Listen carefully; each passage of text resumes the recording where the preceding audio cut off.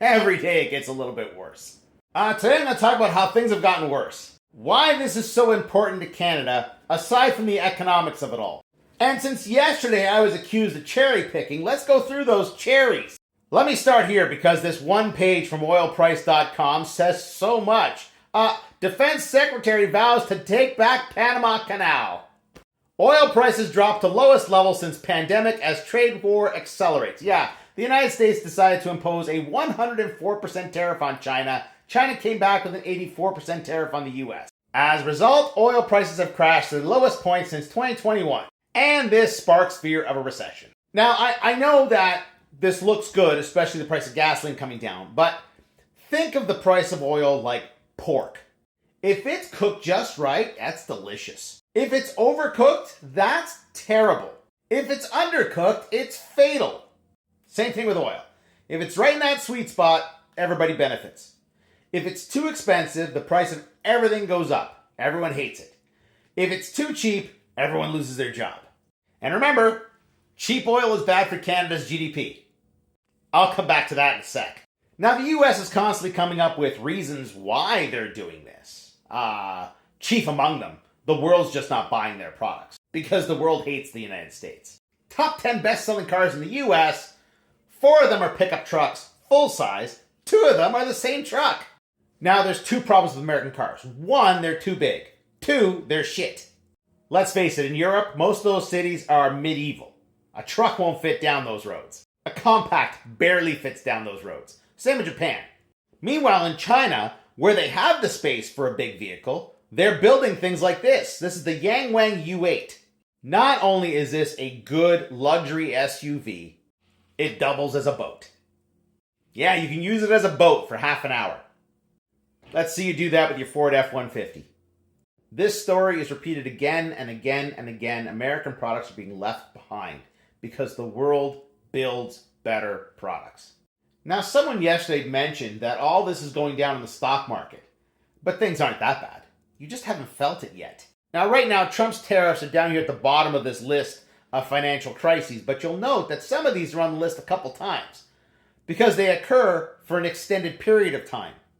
For instance, the Great Depression. It started in 1929, but it didn't end until 1932. Why did it go on for so long? Tariffs! So this ain't over by a long shot. Long shot, eh? Huh. Alright, aside from the economy, why is this so important to Canada? Well, the polling tells you why. You'll note this very pronounced turnaround in the polling. If we back up the date, we find the turnaround occurred January 20th, 2025. The day Donald Trump became president of the US. Canada's watching, and we don't like what we see. Now, you could say that our Conservative Party is not at all like the Republicans, but Pierre Poilievre did hang out with the Freedom Convoy, and they were funded by the same types of people that have funded the Republicans. Oh, and by the way, there's fuckery happening in his riding.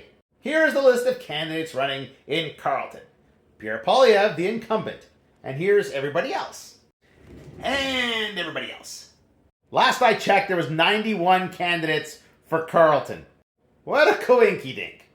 As I'm sure you know, here in Canada, we vote for parties.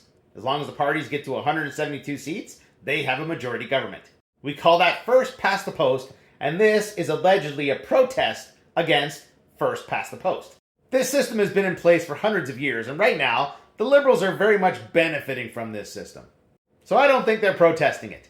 But somebody is, and they've chosen Pierre Poilievre's riding to do it. Alright, I was accused of cherry picking yesterday, so let's go through some of those cherries. First off, I was asked to compare our GDP growth to another country's GDP growth. So I chose Russia, because it's the second largest producer of oil on the planet. And so many of you like Putin. Russia's GDP has gone down over 10 years. Some of you say our GDP growth wouldn't be what it is without the immigration, and that's true.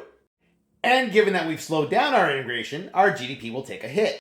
About 0.5% to 0.75%. So let's take a look at those last few years, shall we? And remove 0.5% a year. Now, it's only 2 years we can look at because we didn't have crazy population growth in 2021, and this chart only goes up to 2023. So 0.5% For 2023 and 2022, that adds up to 1%. So instead of a 16% growth, we'd have a 15% growth.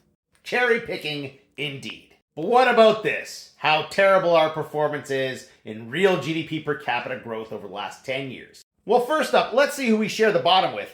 Germany is down here. Economic key facts of Germany. Germany is the third largest economy in the world. So shit, that Germany. So shit. At the top, Ireland. Ireland's GDP is distorted by profit shifting, which is when multinational corporations relocate profits for tax benefits. So maybe this doesn't tell the entire story. Now, given that oil is going for shit, which means our GDP is going to go to shit and people in Alberta are going to lose their jobs, what are we going to do to fix this GDP per capita growth? Because of course it's a problem.